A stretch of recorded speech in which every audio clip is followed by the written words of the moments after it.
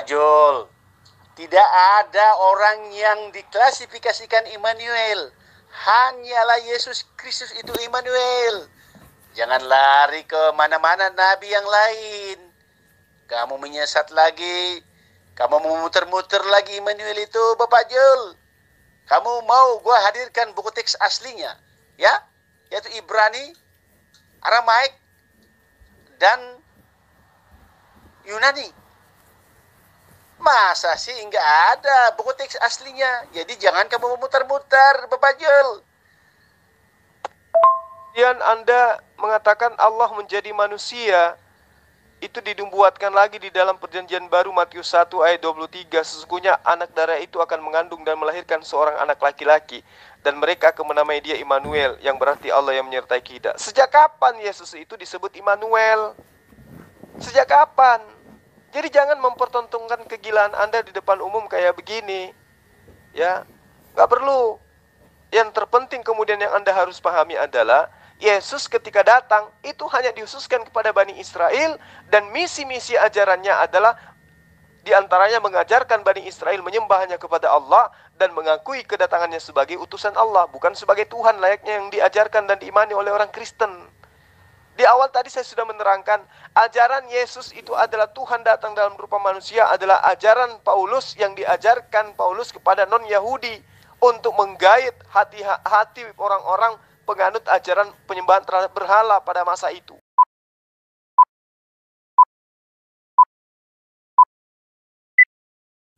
Kalau kamu benar-benar mengerti hari kebangkitan itu, lalu rupa dan tubuh Allah itu bagaimana?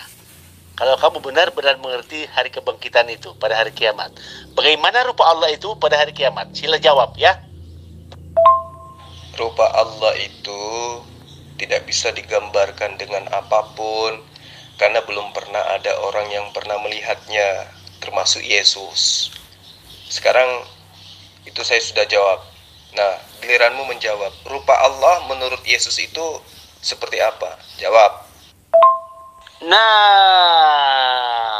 ini yang gua cari-cari, Ustadz Zulkifli yang ganteng, yang semboy, yang selalu suaranya kedengaran dan yang merdu suaranya, ya. Oke, syukur alhamdulillah karena gua bertemu dengan Bapak Zulkifli yang ganteng. Oke. Jadi Bapak Zulkifli mengatakan hingga bisa dibayangkan bagaimana rupa Allah itu. Jadi bermakna masih misteri, ya, rupa Allah itu. Lalu kamu mengajukan pertanyaan dengan cara bagaimana kelihatan tentang cara pengadilan orang-orang Kristen.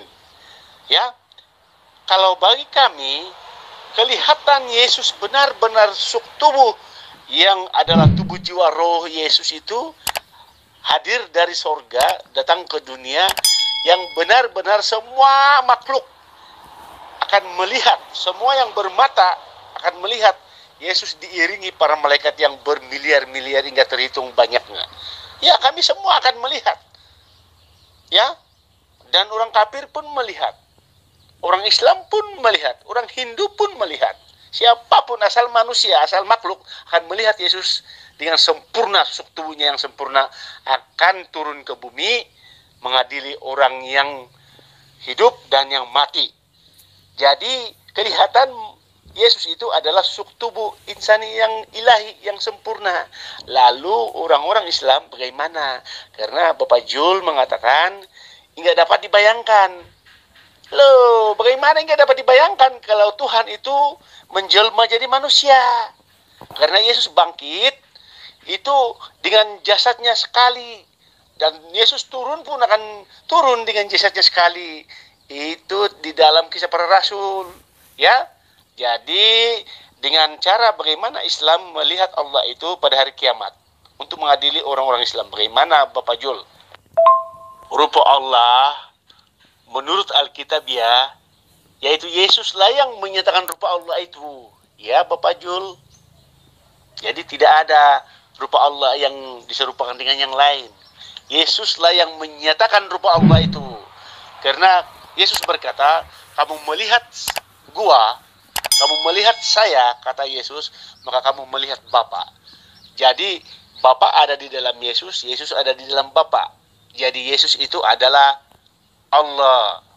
Jadi Yesus itulah yang menyatakan rupa Allah. Jadi bagaimana kamu mengatakan nggak bisa dibayangkan sampai hari ini? Begitu Bapak Jul. Yang saudara jabarkan itu adalah ajaran pagan, ajaran animisme, ajaran politeisme, ajaran Hellenisme Stoa, penyembahan terhadap dewa yang datang dalam rupa manusia. Itu bukan ajaran para nabi.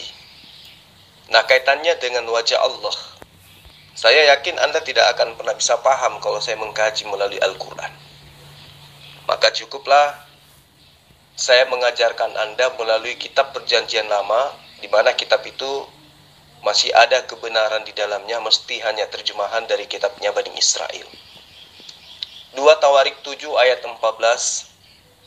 Di situ Allah mengatakan, umatku yang atas namaku disebut merendahkan diri, berdoa dan mencari wajahku, lalu berbalik dari jalan-jalannya yang jahat, maka aku akan mendengar dari surga dan mengampuni dosa mereka serta memulihkan negeri mereka. Ya, di situ Allah sudah menjelaskan tentang wajah. Nah, di dalam bahasa Ibrani, wajah di dalam kitab Tanakh itu kemudian diterjemahkan dengan kehadiran. Nah, berarti wajah daripada Sang Pencipta alam semesta itu tidak berarti dia adalah sosok yang nuzul lalu kemudian bisa diraba dan seterusnya. Tetapi wajah daripada Sang Pencipta alam semesta itu hadir. Dalam arti kata kebesarannya, kemuliaannya, keberadaannya. Hadir berarti ada.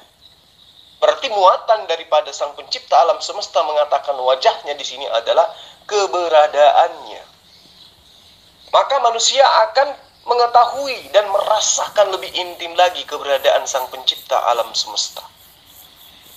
Di dalam Mazmur ayat 4 dari bab 105. Ya. Di situ diterangkan, carilah wajahnya selalu. Jadi yang dimaksud wajah di sini adalah kemuliaan, kebesaran, ya, kemahaagungan. Jadi bukan wajah dalam arti kata seperti wajah Anda, seperti wajah saudara, berupa wajah manusia, bukan. Jadi Anda harus mampu membedakan antara wajah Sang Pencipta alam semesta dengan wajah makhluk.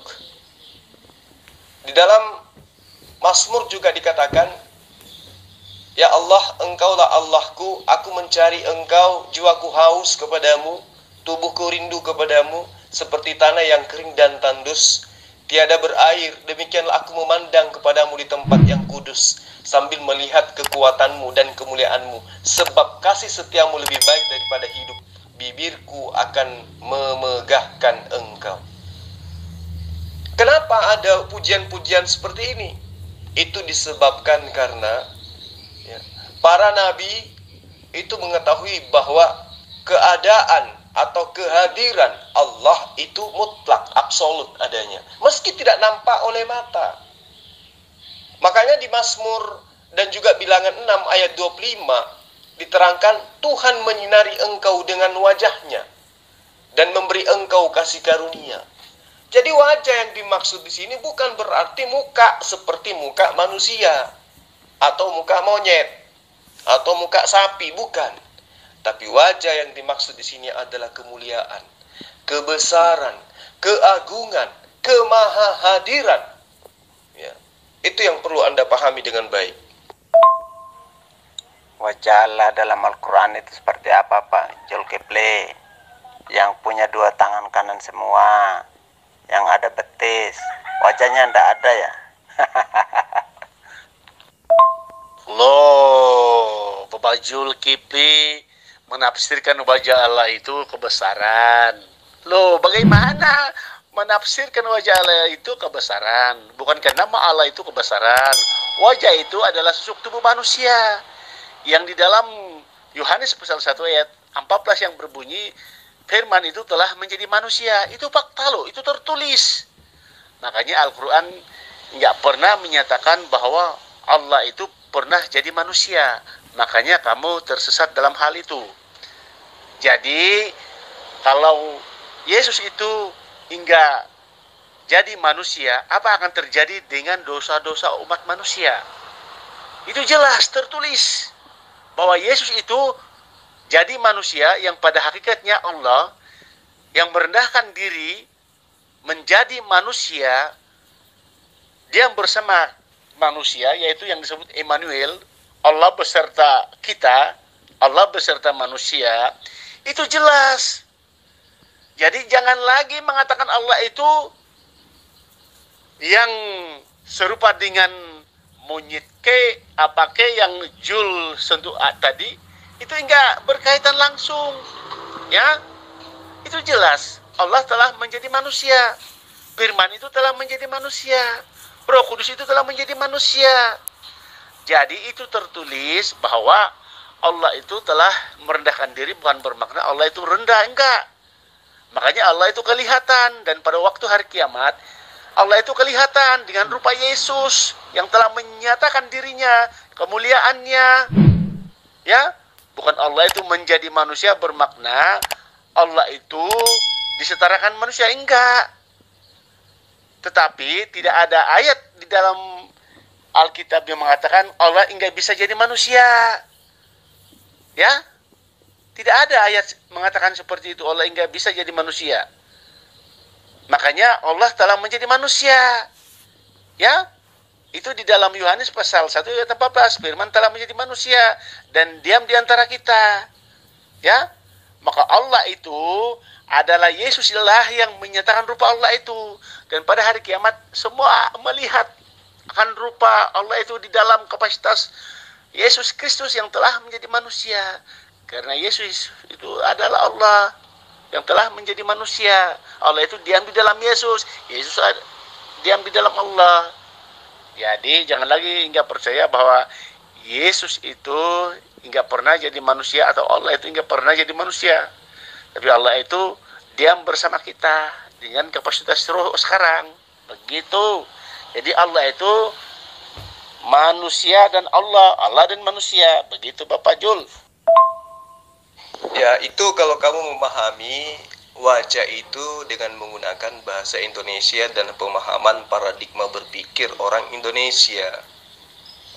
Ya. Di dalam Al-Quran sangat jelas dikatakan fa'aina ma tuwallu fathamma wajhullah. Kemana saja kamu menghadap, maka di sanalah wajah Allah. Coba, apakah kamu kemudian ingin mengartikan bahwa wajah itu adalah layaknya muka Anda? Tentu tidak.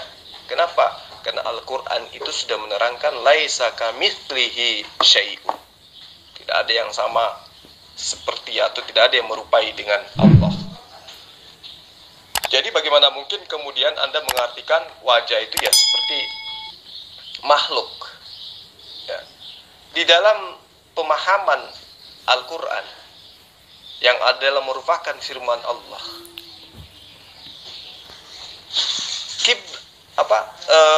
wajah itu bisa diartikan sebagai arah yang dihadapkan pada waktu umat Islam itu sholat, atau bisa disebut dengan kiblat.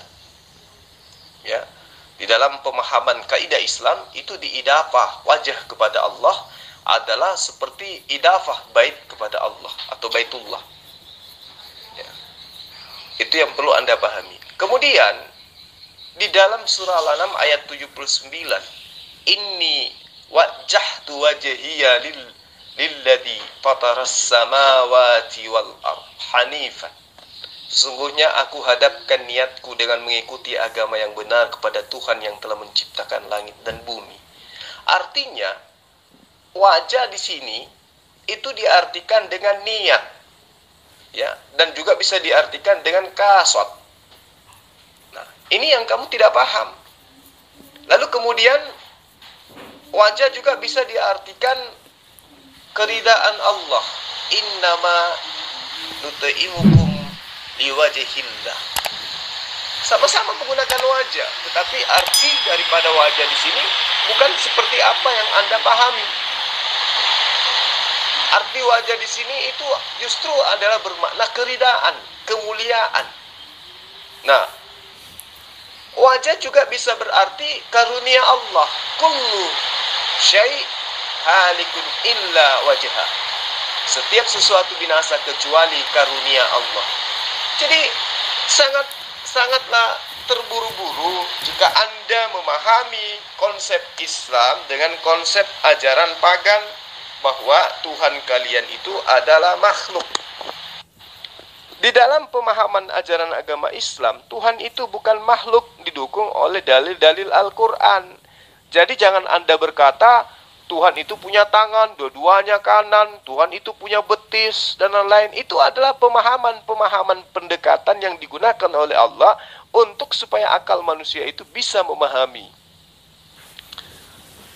Nah, kalau Anda mengatakan, oh tidak, Allah itu punya wajah. Wajah itu apa dulu? Itu yang perlu Anda pahami. Maka karena itulah kemudian Al-Quran itu diperuntukkan oleh orang-orang yang menggunakan akal. Bukan diperuntukkan kepada umat terjemahan yang berdasarkan imani saja. Itu Anda harus pahami dulu lebih jauh.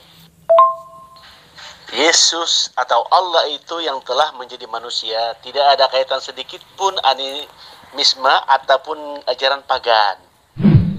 Itu karyanya Allah, karyanya Yahweh, karyanya Yesus, karyanya Roh Kudus. Jadi terserah ke Anda bagaimana tanggapan Anda terhadap Yesus, terhadap Roh Kudus, terhadap Allah atau Yahweh. Yang penting Allah itu telah menjadi manusia. Itu tertulis, itu fakta Alkitabiah. Begitu Bapak Jol. Tetapi Allah SWT kamu itu ternyata masih sampai hari ini misteri. Karena enggak pernah kelihatan, sebab enggak pernah berinkarnasi. Tetapi kamu imani. Jadi bagaimana kamu mempercayai Allah itu? Karena tidak ada terbukti pun dilihat oleh mata iman ataupun mata kepala. Ya, kamu hanya mengklaim melihat mata iman. Loh, bagaimana mata iman yang kamu bisa mengenal Allah yang sebenar? Ya, kalau kamu melihat tentang kebesaran Tuhan, itu nyata. Bukan aja mata iman yang melihat, mata hati yang melihat, bukan aja itu, tetapi mata kepala kita itu akan melihat Yesus, akan turun dari surga pada hari kiamat. Itu tertulis di dalam Wahyu dan di dalam Injil orang-orang Kristen. Jadi jangan lagi mengatakan bahwa Allah itu nggak pernah kelihatan karena terlalu gaib. Di dalam kegaiban Allah lah yang menyebabkan ia telah menjadi manusia dan diam di antara kita. Maka lihat kasih Tuhan itu begitu besar karena ia telah menjadi manusia. Lalu mati menghapus dosa manusia. Itulah salah satu cara-caranya Tuhan. Karyanya Tuhan Yesus untuk menyelamatkan manusia, menjangkau manusia supaya manusia dikembalikan ke Firdaus yang telah rusak daripada dosa dan Adam zaman dahulu. Ya Bapak Jul?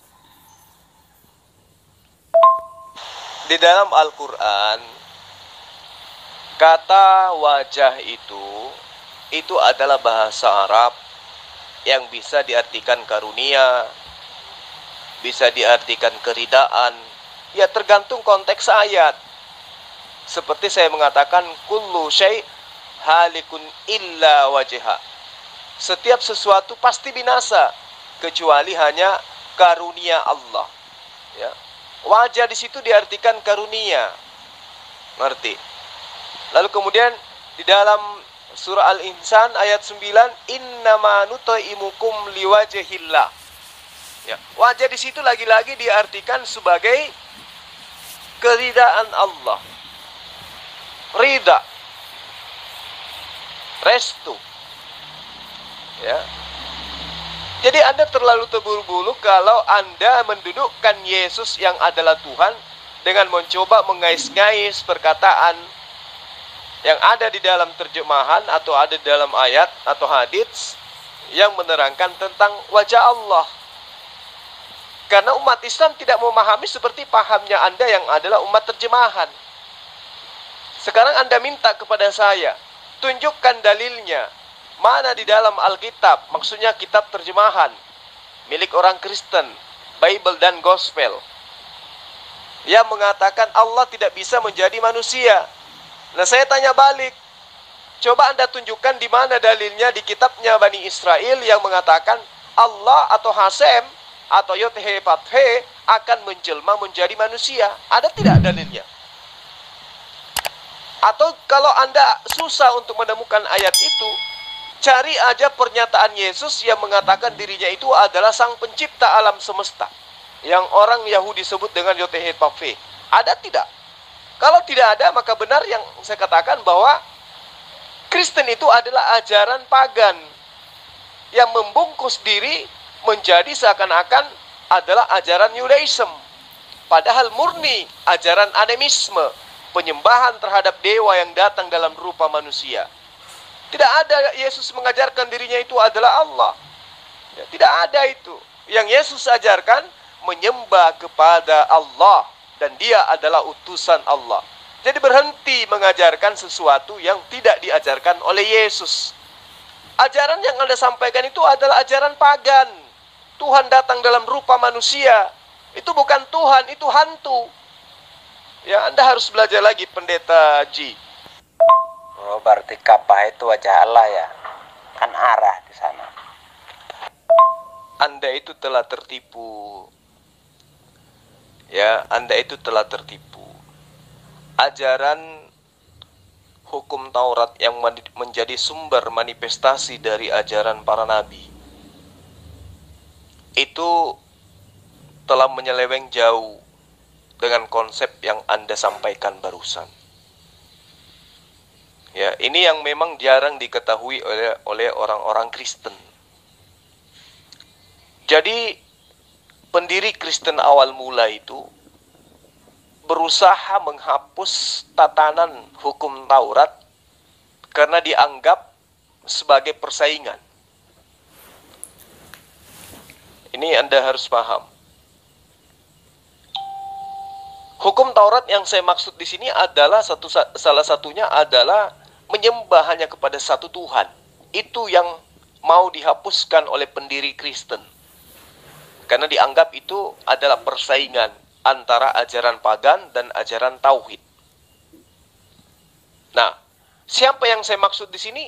Ya, pendiri Kristen siapa lagi kalau bukan Paulus. Nah, kalau Paulus ini berkhotbah, ya, mengajarkan penyembahan berhala murni, ajaran Romawi Yunani, maka apa yang akan terjadi? Ajarannya tidak akan mendapat sambutan dari kalangan para penyembah berhala kala itu.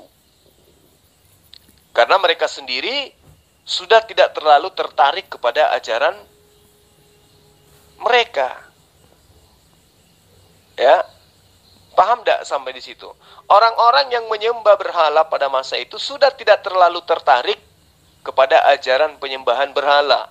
Dewa datang dalam rupa manusia. Maka Paulus menciptakan agama baru. Mencampur adukan antara ajaran Yudaism, ajaran Yahudi, dengan ajaran penyembahan terhadap berhala. Makanya kamu dengan gagah-gagahan tanpa sadar yang kamu ajarkan, yang kamu sampaikan ini ada ajaran penyembahan terhadap berhala. Jadi Paulus sadar, dibandingkan dengan agama Yahudi yang ada pada saat itu, ajaran penyembahan berhala dianggap lebih rendah. Apalagi karena mereka tidak memiliki kitab suci, sebagaimana pengikut agama Yahudi yang menganggap bahwa kitab Taurat adalah satu-satunya kitab suci yang diwahyukan oleh sang pencipta alam semesta kepada rasulnya di bumi, yaitu Nabi Musa. Sementara kondisi pendiri Kristen Paulus, ya, untuk mengkhotbahkan reformasi Yahudi sebagaimana yang diajarkan murid-murid Yesus, itu dia tidak diterima. Jadi Paulus ini mengkhotbahkan reformasi Yahudi sebagaimana yang diajarkan oleh murid-murid Yesus, dia tidak diterima. Karena pahamnya dianggap tercemar oleh ajaran penyembah berhala. Ngerti tidak?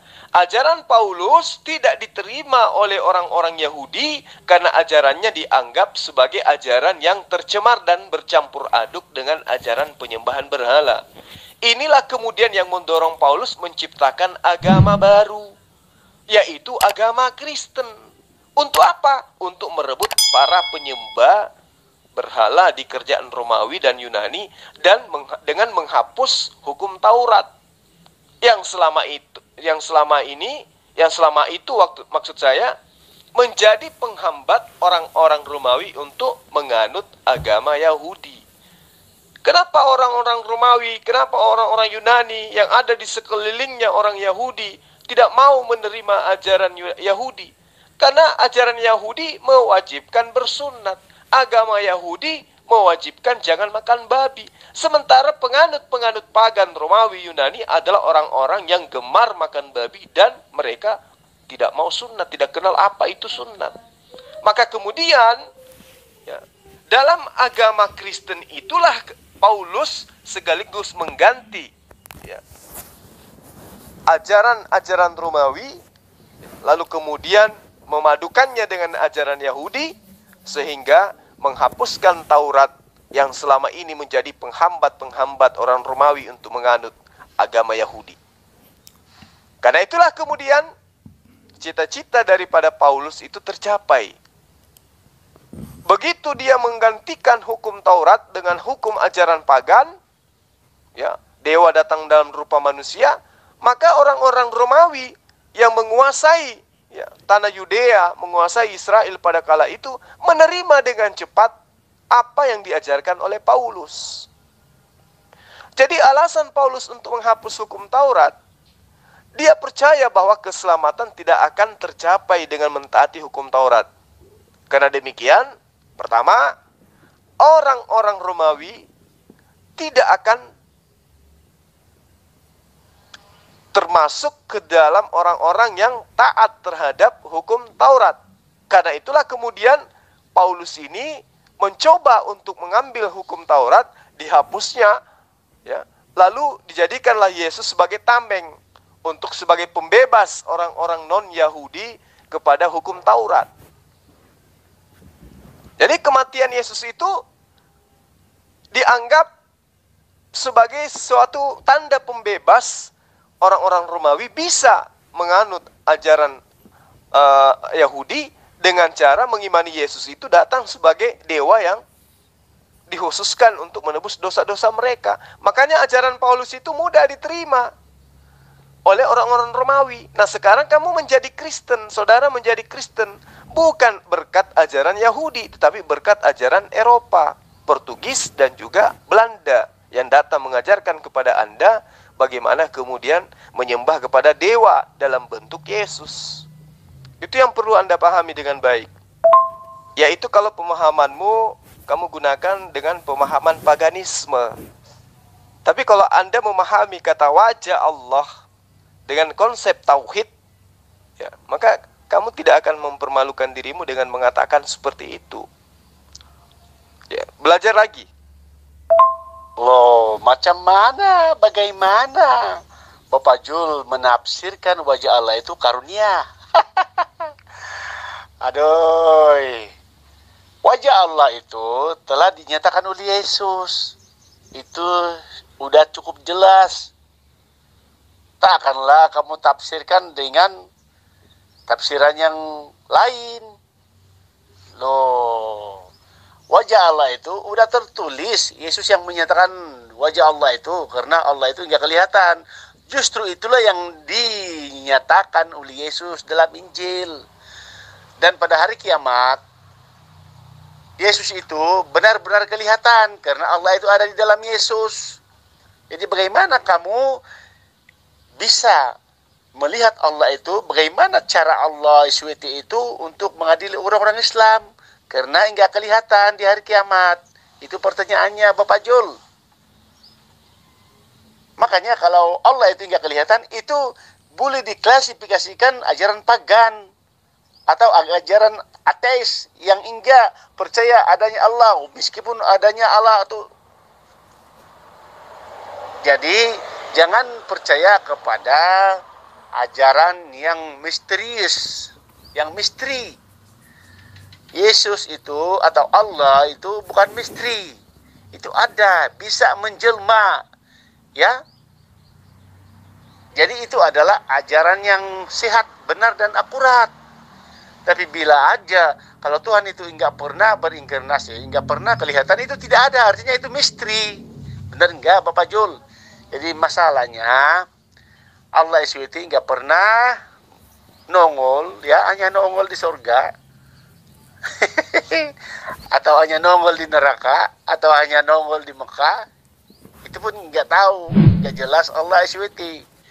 Jadi Allah yang benar-benar yang disebut Yud Hifafi, Allah Yahweh, Elohim Adonai, itu telah menyatakan diri kepada Yesus.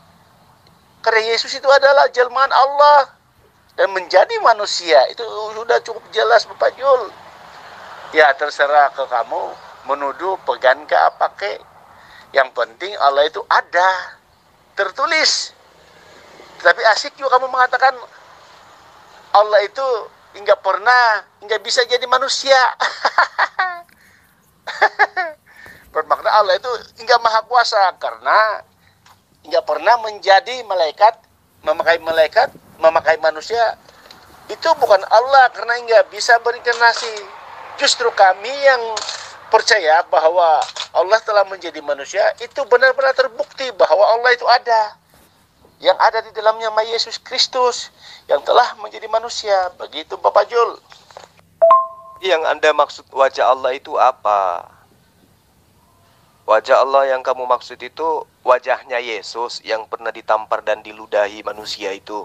Itu yang Anda maksud? Bukankah di dalam Al-Quran juga menyatakan Yesus akan turun untuk di hari kiamat menjadi Tuhan dan Raja, ya, menjadi hakim yang adil. Itu Al-Quran yang katakan. Jadi Yesus itu kelihatan. Lalu kamu nggak percaya Yesus itu dengan kapasitas Allah yang telah menjadi manusia? Justru siapa yang menyelamatkan kaum Islam? Karena Allah itu nggak kelihatan. Itu persoalannya Jul. Iya, saudara dapat ilmu dari mana yang mengatakan sang pencipta alam semesta dilahirkan manusia? Itu ilmu dari mana? Siapa yang ngajarkan Anda? Jangan Anda menjadi pembohong. Di dalam Al-Quran itu tidak ada seperti itu. Di dalam Al-Quran itu Yesus datang di akhir zaman untuk menghancurkan Kristen. Paham? Itu yang ada di dalam Al-Quran. Jadi jangan Anda membohong, jangan Anda bermimpi. Sekarang saya tanya, apakah yang Anda maksud wajah Allah itu adalah wajahnya Yesus yang ditampar, diludahi, yang diseret oleh tentara Romawi? Itu yang Anda maksud wajah Allah? Yesus itu kan roh. Bukan bermakna orang menampar Yesus, membunuh Yesus itu tertamparnya roh. Enggak. Itu kan kedagingannya. Itu kan yang perlu darahnya untuk menghapus dosa. Karena satu-satunya karya Hasim, karya Yud Hifafi, untuk menghapus dosa manusia, yaitu darah Kristus yang harus tertumpah. Ya. Jadi, bukankah Al-Quran membenarkan ahli-ahli kitab Taurat, Tanakh dan Evangelion itu dibenarkan oleh Al-Quran? Lalu yang dibenarkan yang di mana? Yesus mati di kayu salib, lalu di dalam surah An-Nisa 157 itu mengatakan Yesus enggak disalib, lalu diserupakan dengan orang lain. Loh, bagaimana Al-Quran membenarkan Yesus, baru kamu katakan Yesus itu enggak disalib? Kamu membenarkan tetapi menjolimi dan menyangkal akan kematian Yesus. Jadi bagaimana orang Islam bisa selamat? Begitu Bapak Jul. Siapa pula yang mengajarkan Anda Yesus itu adalah roh? Bukankah lisan saudara tadi mengatakan dia adalah manusia? Dia ada sosok yang dilahirkan. Bukankah Anda memahami Yesus itu adalah makhluk yang biologis? Bisa tidur, bisa kelaparan, bisa ketakutan. Kenapa lagi Anda mengatakan Yesus itu adalah roh? Jadi Anda sekarang kelimpungan kan? Ketika Anda tidak bisa mempertanggungjawabkan tuduhan-tuduhan Anda terhadap Yesus. Yesus itu hamba Allah, mengajarkan Bani Israel menyembah kepada Allah. Yang Anda sampaikan tentang Yesus itu adalah ajaran Barat yang menginginkan Tuhan datang dalam rupa manusia untuk kemudian melanggengkan ajaran paganisme. Yang Anda sampaikan ini ajaran Paulus. Paulus beberapa kali berusaha merayu pemimpin gerakan Yesus yang mengajarkan tentang tauhid, la ilaha illallah. Ya. Paulus beberapa kali berusaha memasukkan ajarannya dan bergabung dengan murid-murid Yesus. Tetapi Yakobus menolaknya. Adik Yesus itu yang bernama Yakobus itu menolak. Yakobus tahu persis bahwa Paulus itu adalah ajarannya sudah tercemarkan dengan ajaran orang-orang Romawi, paham-paham Romawi. Karena itulah Yakobus menolak Paulus untuk bergabung di dalam misi pengajaran ajaran Yesus. Baca Kisah Para Rasul 21 ayat 21. Tetapi mereka mendengar tentang engkau, bahwa engkau mengajar semua orang Yahudi yang tinggal di antara bangsa-bangsa lain untuk melepaskan hukum Musa. Jadi Paulus itu mengajarkan orang-orang Yahudi yang tinggal di luar daripada wilayah Israel untuk menyembah dan mengajarkan sesuatu yang tidak diajarkan oleh Musa. Paulus yang mengajarkan untuk supaya orang-orang itu tidak melakukan lagi sunat.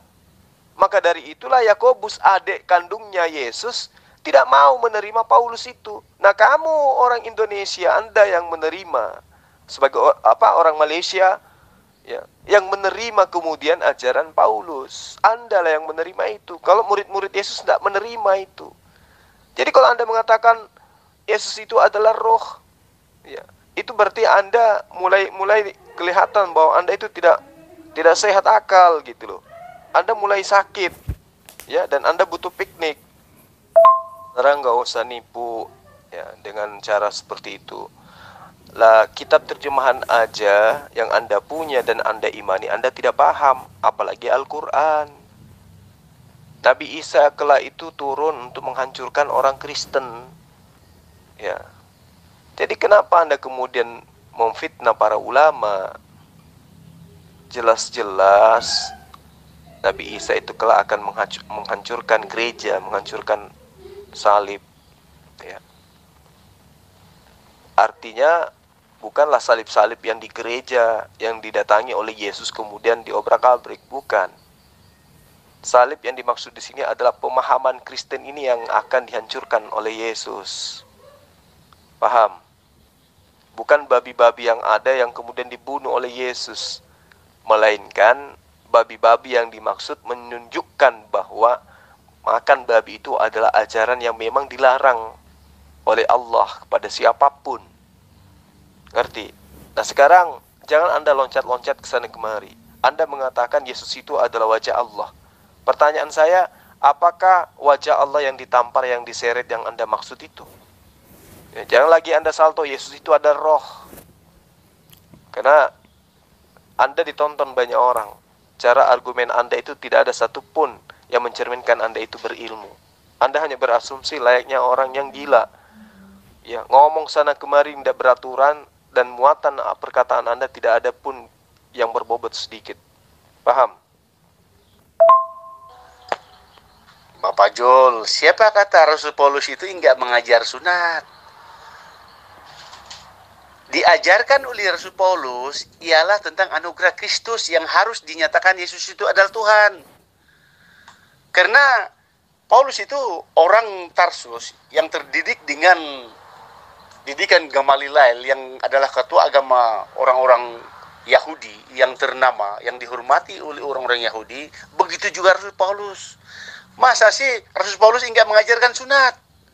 Karena itu adalah turun-temurun ajarannya daripada Abraham. Tetapi yang dikemantarkan oleh Rasul Paulus ialah tentang Yesus itu adalah Tuhan. Manakala tugasnya yang lain untuk menyunat ialah Rasul Petrus. Bukan tugasnya Rasul Paulus, karena Rasul Paulus ditugaskan untuk memperkenalkan Yesus itu adalah Tuhan yang sebenar. Karena murid-murid Yesus pada mulanya belum lagi mengenal Yesus itu sebagai siapa. Tapi di hari kebangkitan Yesus, barulah murid-murid Yesus itu mengenal Yesus itu adalah Tuhan. Begitu juga dengan kaum Islam sekarang, yang udah banyak menerima Yesus sebagai Tuhan, udah mengenal Yesus itu dengan cara pribadi. Menerima Yesus itu adalah Tuhan Juru Selamat secara pribadi. Ya Jul, jadi yang penting Yahweh Yud-Heh-Vav-He itu telah menjadi manusia dengan dibawakan oleh Yesus dengan rupa Hasim itu Yesus yang menyatakan. Jadi pada hari kiamat Allah itu benar-benar kelihatan pada hari kiamat.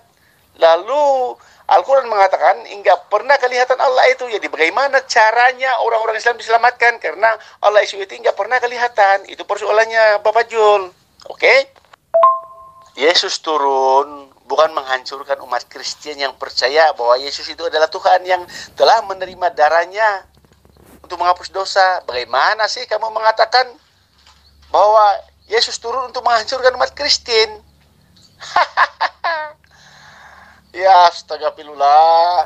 Tuhan turun untuk menyelamatkan barang siapa orang yang percaya kepadanya dan melakukan kehendaknya. Bukan menghancurkan umat Kristen. Yesus bukan menyelamatkan umat Kristen, tapi Yesus menyelamatkan umat yang percaya kepadanya, yang telah mengenal dan menerima Yesus sebagai Tuhan dan Juru Selamat. Begitu. Itu artinya Islam tidak mengenali wajah Allahnya, ya.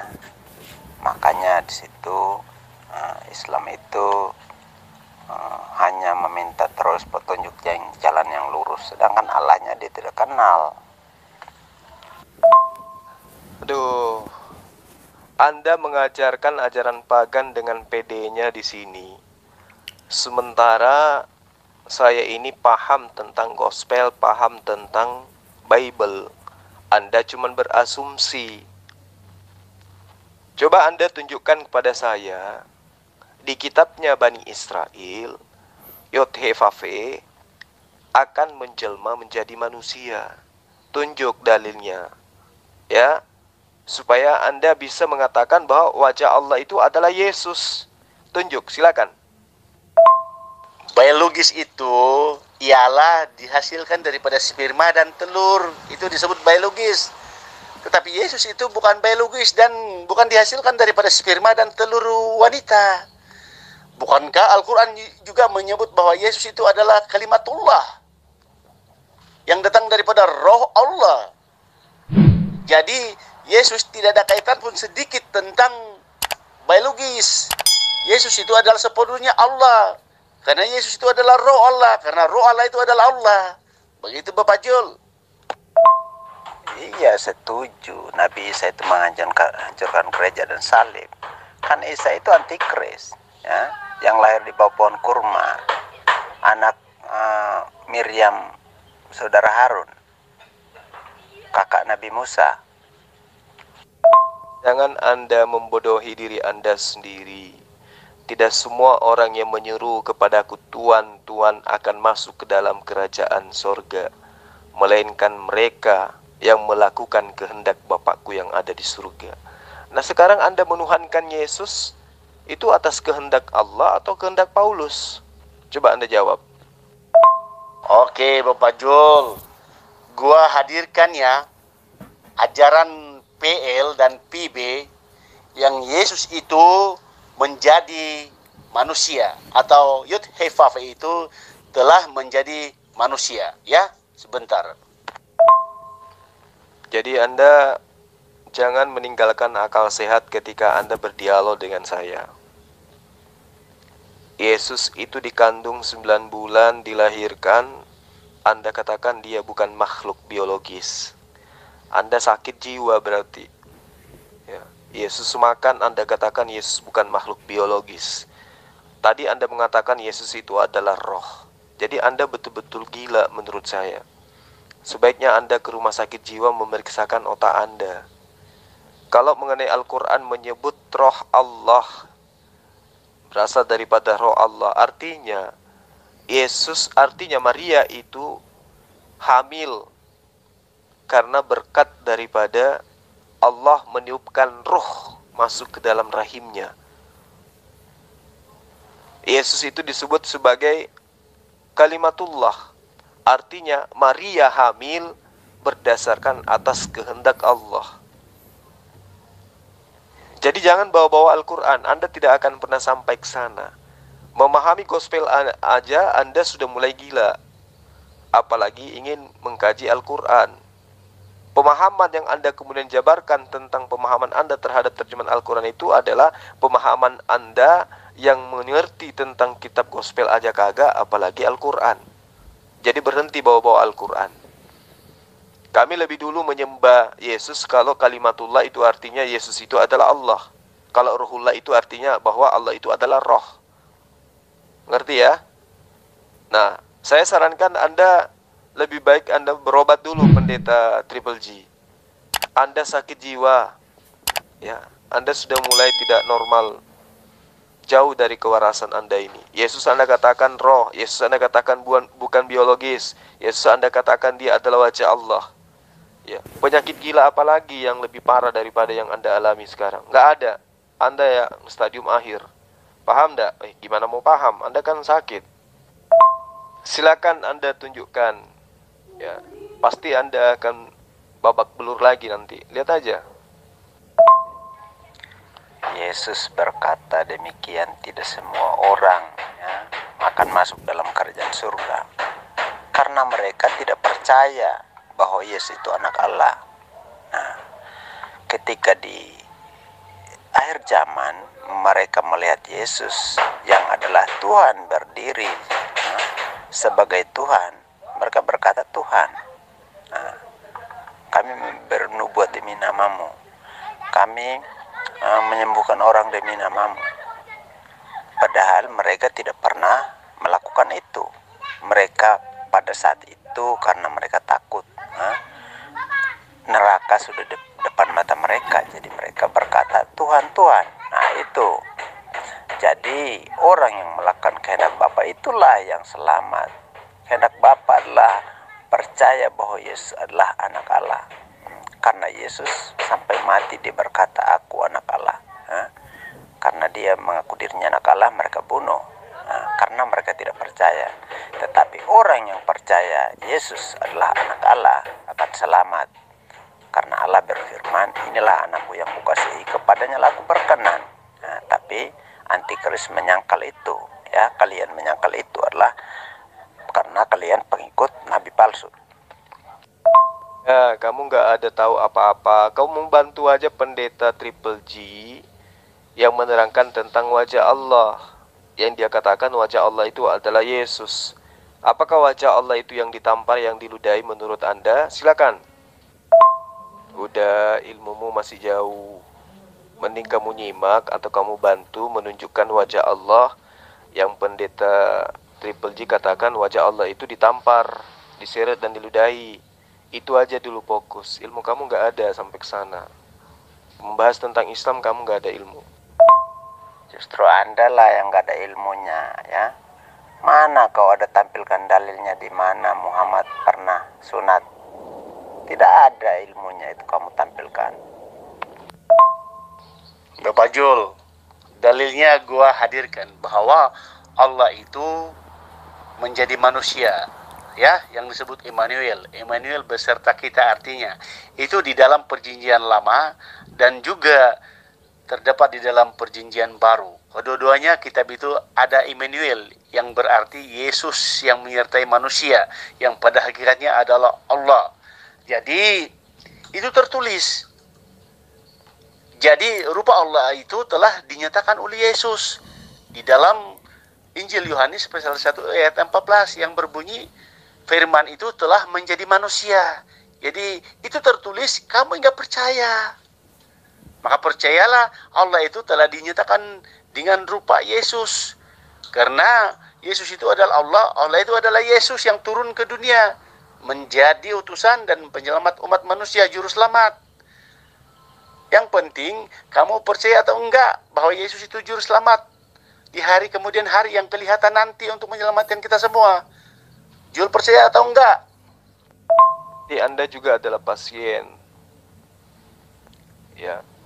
Anda lagi-lagi membawa Yohanes 14 ayat 9. Kata Yesus kepadanya, "Telah sekian lama aku bersama-sama kamu, Filipus, namun engkau tidak mengenal aku. Barang siapa telah melihat aku, ia telah melihat Bapa. Bagaimana engkau berkata, tunjukkanlah Bapa itu kepada kami?" Ya. Jangan sampai ayat itu. Baca ayat selanjutnya dan sebelumnya. Tidak percayakah engkau bahwa aku di dalam Bapa dan Bapa di dalam aku? Apa yang aku katakan kepadamu tidak aku katakan dari diriku sendiri, tetapi Bapa yang diam di dalam aku, dialah yang melakukan pekerjaannya. Jadi kalau Anda terjemahkan, artikan secara harfiah ini, Yesus itu kemasukan Bapa, dia kerasukan Bapa dia. Jadi dia adalah manusia yang kerasukan Tuhan, kalau Anda ingin mendefinisikan secara harfiah. Tapi Yesus tidak ingin menjelaskan seperti itu. Percayalah kepada aku bahwa aku di dalam Bapa dan Bapa di dalam aku. Setidak-tidaknya percaya karena pekerjaan-pekerjaan itu. Aku berkata kepadamu, sesungguhnya barang siapa percaya kepadaku, ia akan melakukan juga pekerjaan-pekerjaan yang aku lakukan. Bahkan pekerjaan yang lebih besar daripada itu. Sebab aku pergi kepada Bapa. Dan apa yang aku minta dalam apa yang kalian minta dalam namaku, aku akan melakukannya, supaya Bapa mempermuliakan di dalam anak. Jikalau kamu meminta sesuatu kepada aku dalam namaku, aku akan melakukannya. Tapi ingat, apa yang kemudian Yesus katakan? Ya, di dalam dalil ini jelas Yesus menerangkan dengan terang bahwa aku akan pergi kepada Bapakku. Di dalam ayat 28, kamu telah mendengar bahwa aku telah berkata kepadamu, aku pergi, tetapi aku datang kembali kepadamu. Sekiranya engkau mengasihi kamu, seenggaknya mengasihi aku, kamu telah akan bersuka cita karena aku pergi kepada Bapakku. Sebab Bapakku lebih besar daripada aku. Ini yang perlu kamu pahami. Kalau Yesus itu adalah Bapa itu sendiri, ya, maka dia tidak akan mungkin pergi lagi kepada Bapa. Tidak akan mungkin Yesus mengatakan sebab Bapa lebih besar daripada aku. Kalau Yesus itu adalah Bapa itu sendiri. Makanya harus menggunakan akal sehat. Ya, harus menggunakan akal sehat kalau ingin menjadi pengikut Yesus. Yesus menerangkan bahwa di beberapa ayat, ratusan ayat dalam kitab yang Anda imani sebagai firman Tuhan, di mana Yesus menerangkan bahwa tidak ada yang lain selain Allah yang ada di surga. Ya. Dia mengatakan hidup kekal itu adalah mereka mengenal Engkau satu-satunya Allah yang benar. Jadi percuma kamu itu mengasumsikan dalil-dalil yang kamu ambil dari Yohanes 14 tanpa kamu memahami secara menyeluruh. Aku akan pergi kepada Bapa. Kenapa dia harus pergi kepada Bapa kalau dia adalah Bapa itu sendiri? Pakai akal sehat. Ya, saya tidak nyangka kalau Anda juga pasien, tapi yang namanya penyembah manusia ya pasti pasien rumah sakit jiwa semua. Andai mereka mau jujur untuk pergi ke psikiater. Di Quranmu saja perintahkan, patuhilah seruan Tuhanmu sebelum datang dari Allah atas perintah dari Allah. Quran As-Surah 42 ayat 47. Itu menjelaskan, Allah berfirman, patuhilah seruan Tuhanmu sebelum datang dari Allah atas perintah dari Allah. Nah, Allahmu mengakui adanya Tuhan. Al-Ma'arij 40, di situ dikatakan, maka aku bersumpah dengan Tuhan yang mengatur bulan, bintang, dan matahari. Sesungguhnya kami mampu. Nah, itu kami benar-benar mampu. Allahmu mengakui adanya Tuhan. Jadi Yesus itu adalah wajah Allah yang tidak kelihatan. Sebagai firman, sebagai manusia, ya mereka tampar kemanusiaannya, bukan tampar Allah. Oke, hanya wajahnya saja, rupanya saja. Nah, jadi akulah dia. Kalau kamu melihat aku, kamu telah melihat Bapa. Itu kata Yesus toh. Makanya di situ dikatakan, jikalau kamu percaya bahwa akulah Dia, kamu akan mati dalam dosamu. Jikalau kamu tidak percaya bahwa Yesus itu adalah Bapa itu sendiri. Oke, Bapak Jul, dengar di sini tentang firman itu telah menjadi manusia dengan jelas.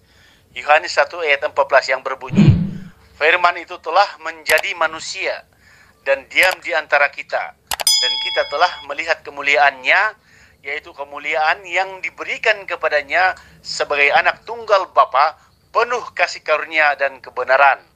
Jadi firman itu telah menjadi manusia. Yohanes 1 ayat 14. Apakah itu hingga cukup jelas bahwa Tuhan itu telah menjadi manusia dan diam di antara kita untuk menyelamatkan semua umat manusia yang percaya kepadanya di hari kiamat? Itu Bapak Jul. Kalau Yesus itu manusia seperti Anda, ya dikatakan kerasukan. Tapi Yesus itu firman, ya, firman yang lahir dari Allah. Dan firman itu telah menjadi manusia. Nah, jadi Allah berdiam dalam firman dan firman berdiam dalam Allah. Makanya di Yohanes 14 ayat 10 itu, apa yang aku katakan tidak aku katakan dari diriku sendiri, tapi Bapa yang diam dalam aku, dialah yang menyatakannya. Karena Yesus itu adalah firman, perkataan Allah, firman yang keluar dari Allah. Itu jelas, makanya dikatakan Yesus itu Tuhan. Kalau Anda bertanya bahwa orang Yahudi menampar Allah, ya jelas orang Yahudi menampar Tuhan, yang adalah firman itu. Bahwa firman itu sudah diberikan kuasa, baik di surga maupun di bumi, untuk menjadi Tuhan dan Juru Selamat manusia. Makanya Anda baca di Matius 19 ayat 28, ya, di situ dikatakan 28, ayat 27, bahwa segala, kata Yesus, segala kuasa telah diberikan kepadaku. Karena itu pergilah, jadikanlah semua bangsa muridku, baptislah mereka dalam nama Bapa dan Putra dan Roh Kudus, ya. Karena Yesus sudah mendapat kuasa dari kelahiannya sebagai firman. Oh, Bapak Zulkifli lagi mengarang. Mana ada istilah Yesus kerasukan Allah Bapa? Bukankah Muhammad itu kerasukan jin hantu balau di Gua Hira? Astagfirullahaladzim, mengucap-ngucap kau, Bapak Zulkifli. Ya, belajar lagi ya, Bapak Jul. Anda kalau di gereja boleh nipu pendeta Ji, tapi jangan di hadapan saya. Yang Anda maksud itu adalah Yesaya 7 ayat 14. Sebab itu Allah sendirilah yang akan memberikan kepadamu suatu pertanda. Sesungguhnya seorang perempuan muda mengandung dan akan melahirkan seorang anak laki-laki, dan ia akan menamai dia Immanuel. Apa maksud Anda dengan cara seperti ini? Anda ingin menipu dengan harga yang murah, ya. Immanuel ini bukan Yesus. Immanuel ini adalah sosok anak yang diceritakan. Ini adalah kisah, bukan nubuatan. Apa mungkin sejauh itu saya harus ngajarin Anda, ya? Immanuel itu hanya pandai-pandaiannya bapak-bapak gereja menerjemahkan dengan apa yang Anda inginkan untuk menyesatkan Anda. Kalau Anda ingin tahu, bukan hanya Immanuel yang berarti Allah yang perkasa atau Allah yang kekal, bukan, atau Raja Damai, bukan hanya Immanuel. Yesaya juga artinya keselamatan Tuhan atau Tuhan yang menyelamatkan. Yehezkiel juga artinya Tuhan itu kuat atau Tuhan yang maha kuat. Nehemia juga artinya adalah Tuhan yang maha penghibur. Yeremia juga adalah Tuhan yang maha petunjuk, memberi petunjuk, ya. Samuel juga adalah sosok nama Tuhan, ya. Yosia juga itu artinya adalah Tuhan maha penopang atau maha penolong. Jadi Anda tidak usah nipu-nipu seperti itu. Jadi Anda harus memahami cerita tentang Immanuel itu. Pada tahun 735 sebelum Masehi, itu terjadi perang antara Syria yang bersekutu dengan Israel melawan Yehuda. Baca Yesaya 7 itu lengkap mulai dari pertama.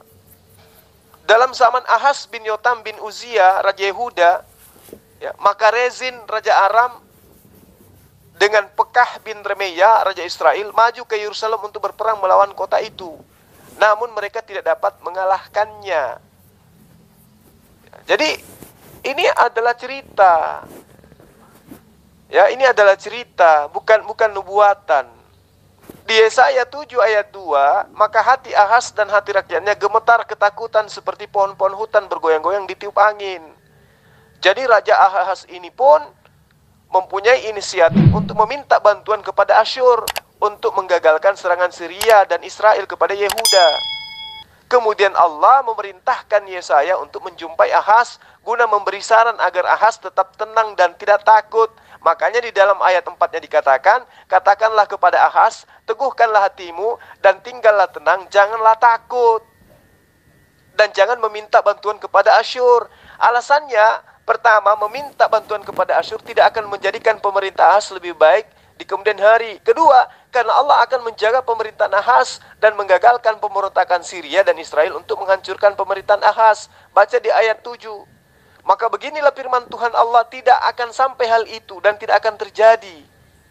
Ya, makanya dikatakan Allah sendirilah yang akan memberikan pertanda dengan memberikan Ahaz sosok raja yang bisa menyelamatkan kerajaan Ahaz dari pemberontakan Yehuda dan juga Israel.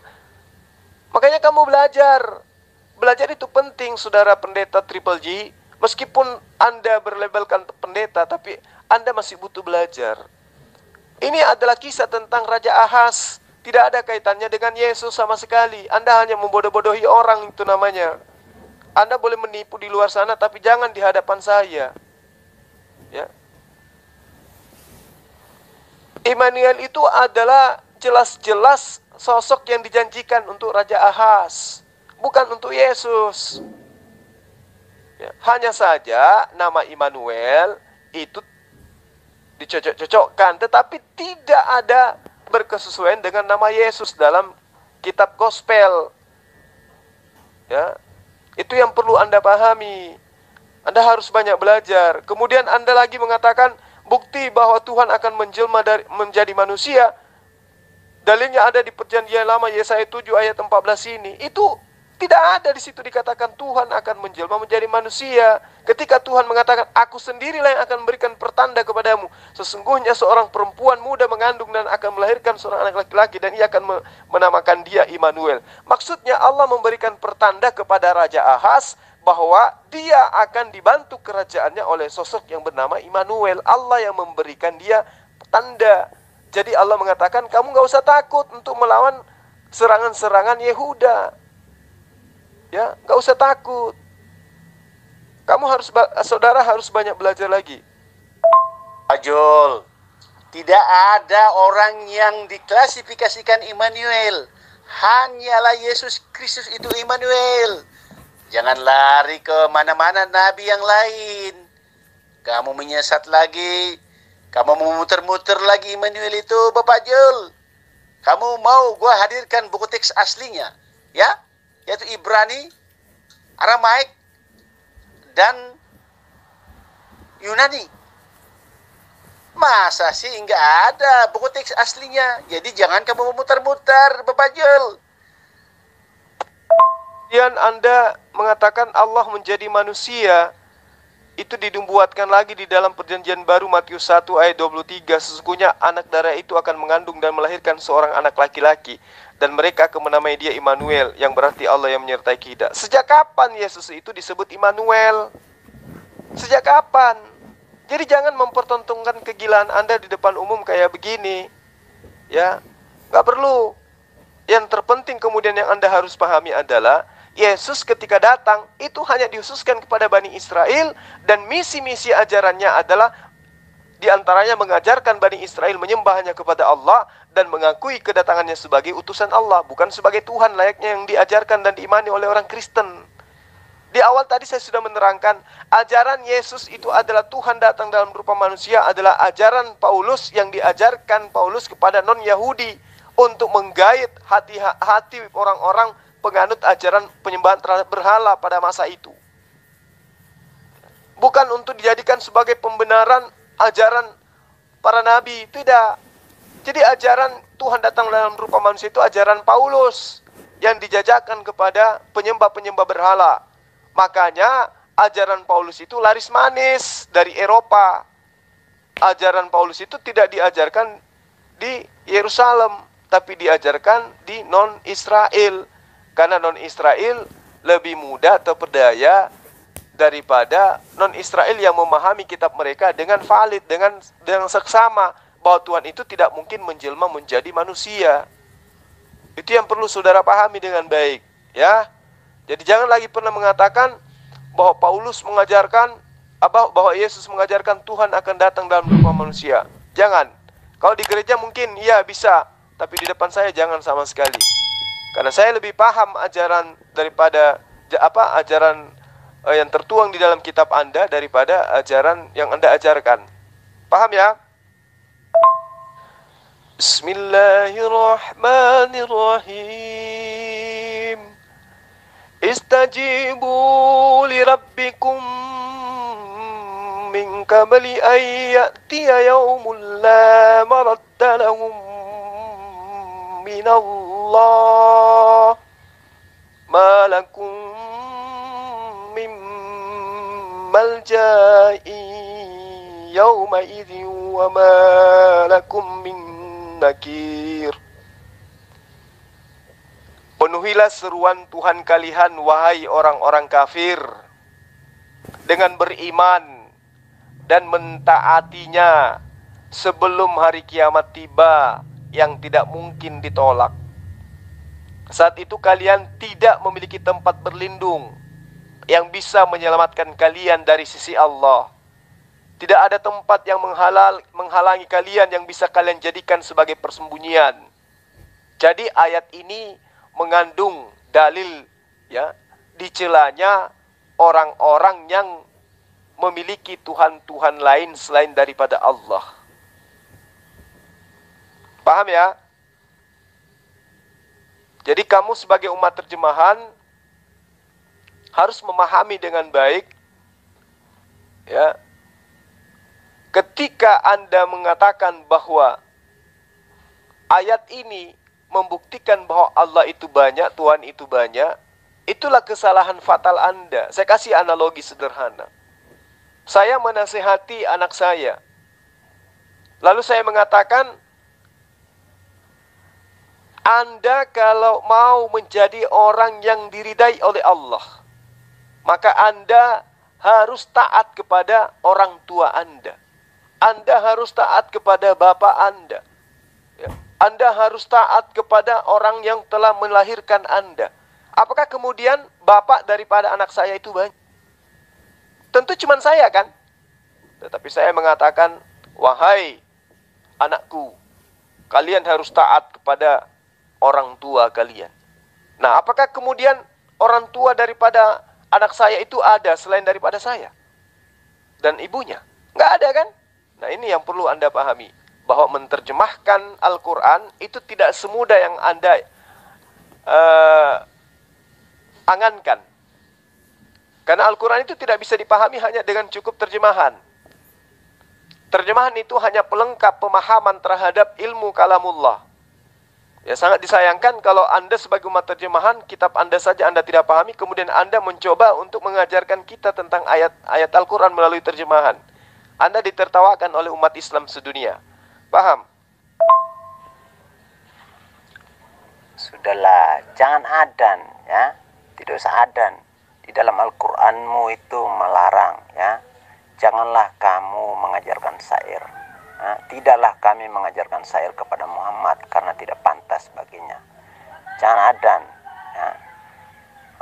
Kita di sini sedang bahas Quran 42 ayat 47. Di situ baca langsung, ya.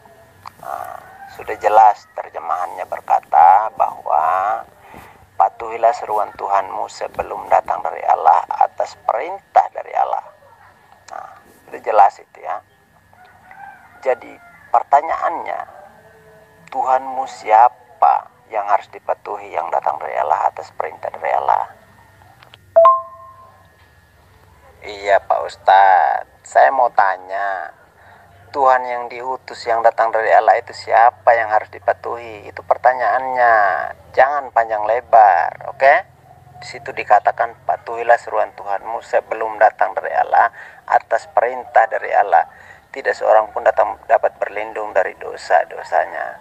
Itu tutup poin. Jangan Anda ceramah di masjid aja ceramahnya, oke? Jol, pertanyaan gua belum lagi kamu jawab. Karena Allah SWT hingga pernah kelihatan pada hari kiamat untuk menjadi juru selamat kamu. Jadi bagaimana kamu mengenal Allah SWT karena Allah SWT hingga pernah kelihatan pada hari kiamat. Jadi bagaimana caranya Allah SWT menyelamatkan kamu?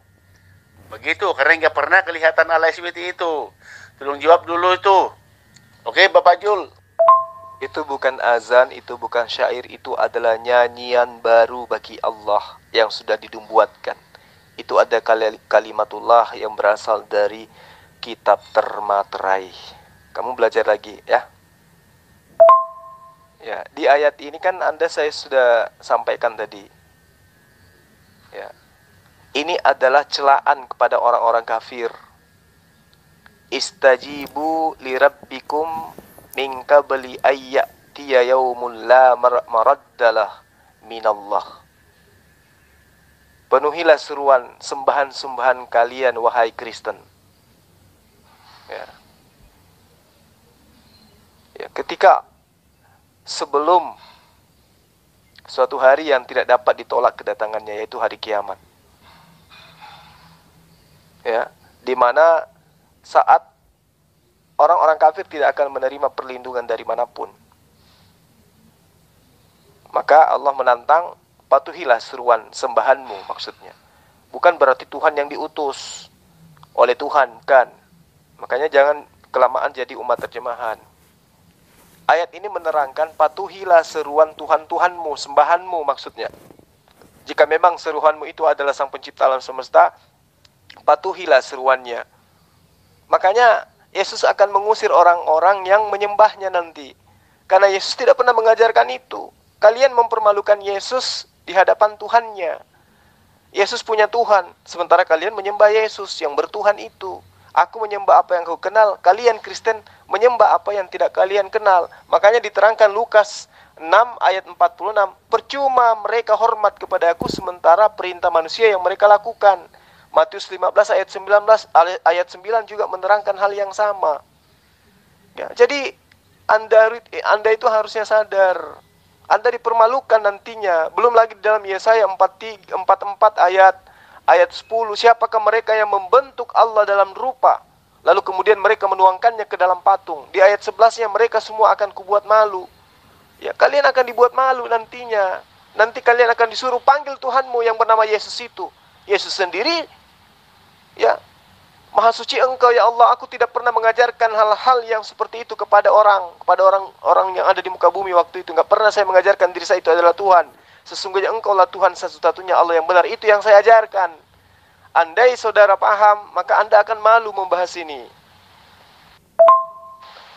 Ya, saya memahami pemahaman Anda tentang Allah. Anda menganggap Allah itu adalah makhluk. Jadi nanti dikatakan ada kalau kelihatan. Ya, Anda harus memahami bahwa konsep di dalam ajaran Islam itu sama dengan konsep di dalam ajaran Yesus. Allah itu tidak bisa dilihat. Ya, tapi dia ada. Dia itu wujud tapi tidak bisa dilihat. Itulah Sang Pencipta alam semesta. Nah, layaknya akalmu. Akal saudara itu ada, tapi tidak bisa Anda lihat. Apakah karena akal Anda tidak bisa melihatnya, maka Anda boleh mengatakan Anda tidak punya berakal? Kalau demikian, pantasan Anda kelihatan tidak berakal. Ya toh? Akal Anda itu ada, tapi Anda tidak bisa melihatnya. Apakah itu berarti Anda tidak berakal? Kalau saya melihat secara keseluruhan sih iya, Anda tidak berakal. Tapi meski demikian, Akal itu ada, tetapi Anda tidak bisa melihatnya. Demikianlah Allah. Ada tapi tidak bisa dilihat oleh manusia. Ngerti?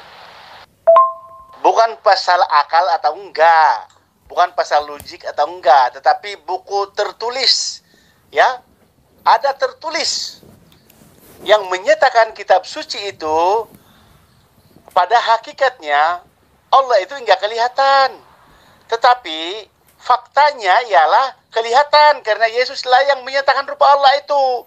Lalu hari kiamat Yesus itu yang kelihatan untuk menyelamatkan umat manusia. Lalu itu yang kamu pelintirkan. Ya.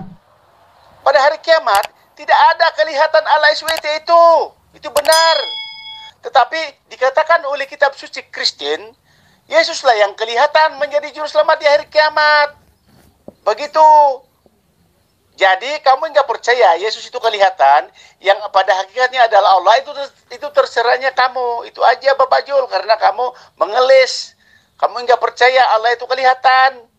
Kamu melawan gegala rangsang lah, ya, sampai bila-bila pun. Itu aja, ya. Oke, kira clear ya Bapak Jul? Oke. Assalamualaikum warahmatullahi ta'ala wabarakatuh. Oke Bapak Jul, ada argumentasi lagi Bapak Jul? Anda katakan kitab suci itu adalah buku Prambon, karya wartawan lepas yang bukan murid Yesus. Itu, coba Anda gunakan akal sehat. Apakah kitab Anda itu adalah firman Tuhan? Apakah kitab Anda itu adalah kitabnya Yesus? Bukan. Itu aja dulu Anda selesaikan. Kapan Lukas bertemu Yesus? Kapan Paulus bertemu Yesus? Kapan pengarang Markus ketemu Yesus, Yohanes dan juga pengarang Markus, Matius? Kapan? Tidak pernah. Mereka ini adalah orang lepas, bukan murid Yesus, tetapi gemar menulis. Dia menceritakan tentang murid-murid Yesus dan juga Yesus. Tapi mereka bukan murid Yesus. Jadi tulisan mereka itu bukan firman Tuhan, tapi hanya kisah-kisah yang dituliskan berdasarkan atas pengalaman mereka. Itu yang pendeta Triple J harus pahami dengan baik.